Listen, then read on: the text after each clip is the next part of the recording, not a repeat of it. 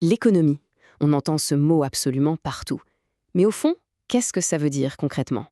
Eh bien, derrière ce grand mot se cache en fait une idée assez simple. Un immense réseau de personnes et d'organisations qui interagissent les unes avec les autres, chaque jour. Aujourd'hui, on va décortiquer ça ensemble pour voir qui sont ces fameux acteurs et comment, sans même qu'on s'en rende compte, leurs actions nous relient tous. Pour commencer, posons-nous une question. Pensez à un geste tout simple, comme acheter un café le matin. Comment est-ce que ce petit geste peut mettre en mouvement des millions de personnes, du fermier au barista, dans une sorte de danse mondiale hyper complexe? C'est cette question qui va être notre fil rouge. Au cœur de cette danse, on trouve 4 grands groupes. On peut les voir comme les personnages principaux d'une immense pièce de théâtre. Chacun a un rôle bien défini. L'un va consommer, l'autre produire, un troisième financer tout ça, et le dernier redistribuer les richesses. Alors, qui sont-ils, ces fameux personnages? C'est parti, découvrons ensemble l'équipe qui fait tourner la boutique. Pour y voir plus clair, les économistes ont simplifié tout ça en 4 grandes familles.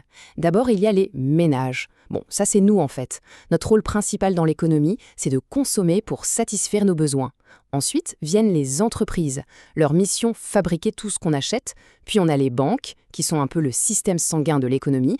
Elles font circuler l'argent pour financer les projets. Et enfin, les administrations publiques, l'État, les collectivités, qui fournissent des services essentiels comme les écoles ou les hôpitaux, et qui sont financés grâce aux impôts. Ok, on a nos acteurs. Mais qu'est-ce qu'ils s'échangent juste?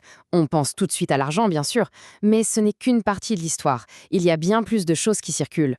En réalité, on peut regrouper tous ces échanges en 3 grandes catégories. Il y a les biens qui servent à produire d'autres choses, ceux qu'on consomme directement, et puis il y a les services, tout ce qui est immatériel. D'abord, les biens de production. Il faut voir ça comme la boîte à outils de l'économie. Ce sont les machines dans une usine, les matières premières comme l'acier ou le bois, et même les bâtiments industriels. Bref, tout ce qui est utilisé pour fabriquer autre chose. Ensuite, il y a les biens de consommation. Alors là, c'est simple, c'est tout ce qui remplit notre quotidien. La nourriture, les vêtements, notre voiture, ce sont tous les produits finis que nous, les ménages, on achète pour vivre tous les jours. Et enfin, la 3e catégorie, les services. Le mot-clé ici, c'est immatériel. Ça peut être une consultation chez le médecin, qui est un service payant, dit marchand, mais ça inclut aussi l'éducation dans une école publique, ou la sécurité que la police nous assure, qui sont des services non marchands, financés par les impôts. Parfait, on a les acteurs, on a ce qui s'échange, il est temps de passer au plus intéressant. Comment tout ce petit monde s'organise et s'emboîte? C'est là qu'on entre dans le grand circuit économique. Tous ces va-et-vient constants, ces échanges de biens, de services, d'argent, eh bien, les économistes leur ont donné un nom. Ils appellent ça des flux. C'est un peu comme des courants qui circulent en permanence entre les différents acteurs. Et il y a 2 types de flux, c'est très important. D'un côté, les flux réels. Ça, c'est le concret, l'échange physique d'un objet ou la réalisation d'un service. De l'autre, les flux monétaires. Ça, c'est l'argent qui bouge en contrepartie. Par exemple, quand un ménage reçoit un ordinateur, c'est un flux réel. Et quand il le paie, c'est le flux monétaire. Les deux vont quasiment toujours ensemble, mais en sens inverse. Et voilà à quoi ça ressemble, schématisé. C'est une version simplifiée, bien sûr, qui se concentre sur le lien essentiel entre les ménages et les entreprises.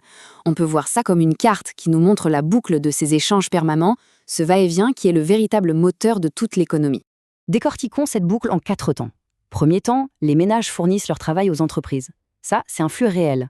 Deuxième temps, on échange, les entreprises versent des salaires. C'est un flux monétaire. Troisième temps, avec cet argent, les ménages achètent des biens et des services. C'est un autre flux monétaire. Et enfin, quatrième temps, les entreprises fournissent ces biens et services. La boucle est bouclée. Et ça recommence encore et encore. Finalement, ce que tout ça nous montre, c'est une immense danse où tout le monde est interdépendant. La leçon la plus importante, c'est peut-être celle-ci. Dans l'économie, personne, mais alors vraiment personne, n'agit jamais seul. Et cette phrase, elle résume parfaitement l'idée centrale. Aucun agent économique ne peut tout produire seul.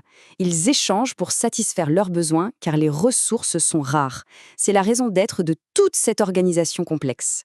Du coup, il faut vraiment arrêter de voir l'économie comme une sorte de grosse machine froide et impersonnelle. C'est tout le contraire.